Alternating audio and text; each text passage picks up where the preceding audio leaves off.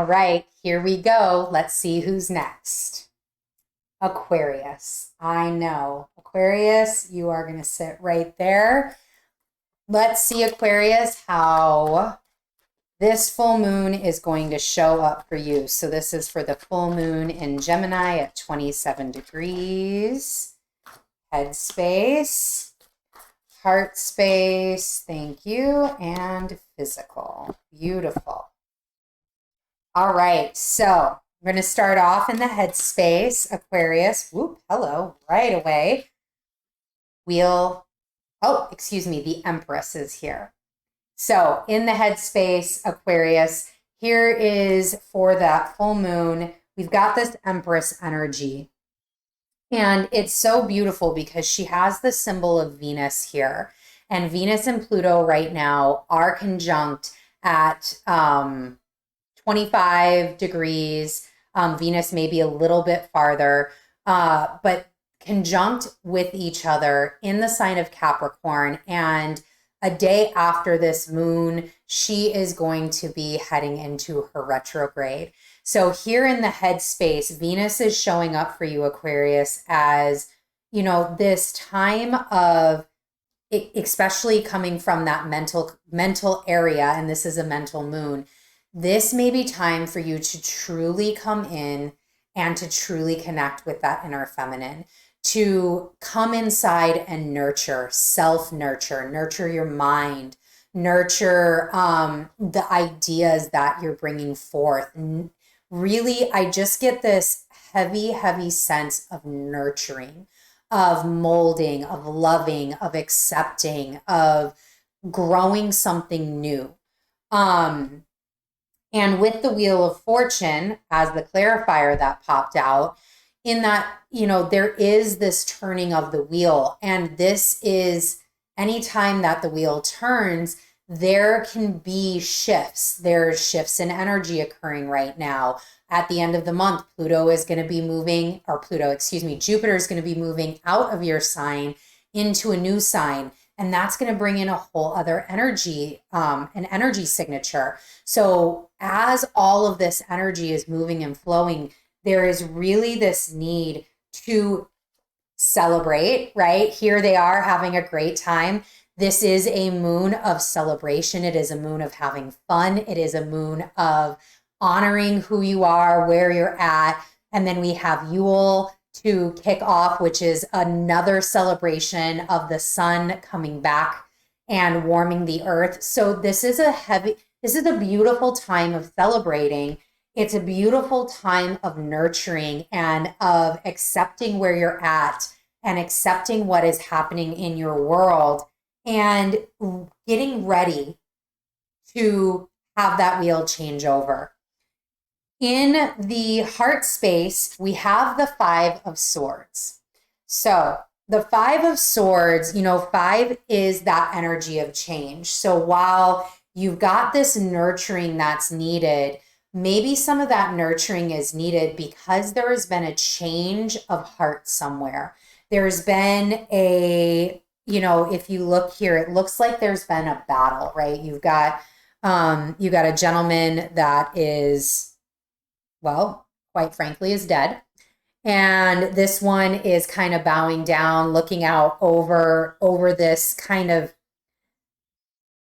it's almost like a tundra, like a frozen tundra of just like all of this stuff that we've had to go through this past year, all of this energy that we've had to work with over the last 18 months, since this is the last moon in the Gemini Sagittarius eclipse axis. All of this that we've had to shed, to let die, to go of, I'm battle worn. My heart is battle worn.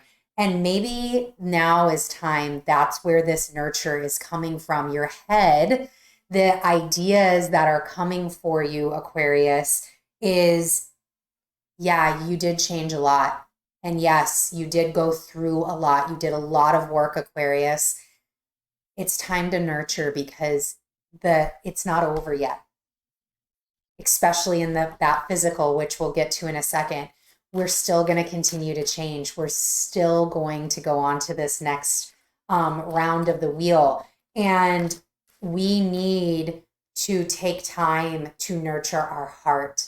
We need to take time to come back into our divine feminine receptive energy, this beautiful energy of love and of light, and allow that to be our guide, allow that to get us through that kind of that energy of, man, this battle was a battle. And we have the 9 of Wands. So again, another, here's another battle card. There has been fortifications that you've had to make. There has been, walls that maybe you've had to put up. There have been strength that you've needed to bring into your heart space to protect your heart, Aquarius. And that's okay, right? You have created some of these things, what you want to make sure of. And this is where Venus in her transit, and Venus, especially with Pluto, and as that wheel is here to turn, are all of the battles that you've gone through and all that you've done and everything that you've set up. Is this what your heart needs to go forward?